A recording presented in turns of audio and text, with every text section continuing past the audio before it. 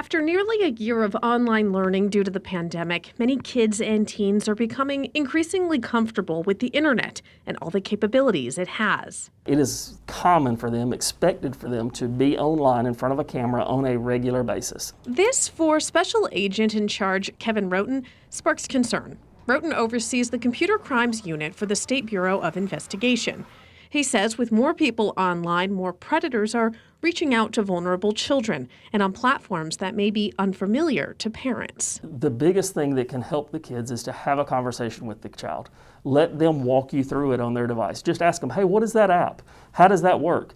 He says conversation between parents and their kids about online safety can make a world of difference. I would encourage parents not to wait till they think they see a problem, to take the proactive approach. Have the conversation when you don't think there's a problem.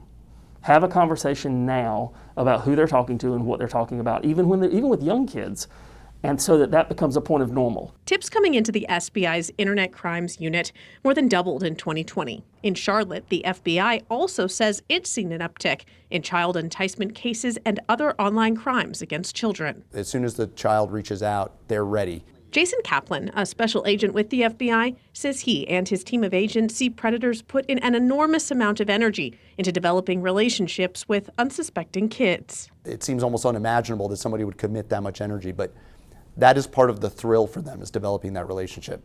Kaplan, a dad himself and a supervisor over these types of investigations, says it's less about identifying specific applications, but more so about knowing how easily someone can stay anonymous and what communication capacities are built into that app. I have 2 teenage boys, and if I know about the app, it's not popular anymore. The National Center for Missing and Exploited Children, the FBI, and the SBI have resources for parents, but investigators say safety starts with an upfront conversation at home.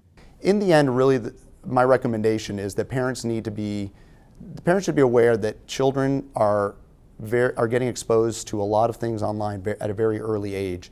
As a parent, I'm not sure that I had that conversation soon enough with my kids. I hope I did, but you really need to start having conversations with your kids to let them know that there are people out there who want to hurt them. They have to be aware of that. There's a way for them to be smart, and you need to be engaged as far as what it is that your kids are doing online. In Charlotte, Leanne Denyer, WXII 12 News.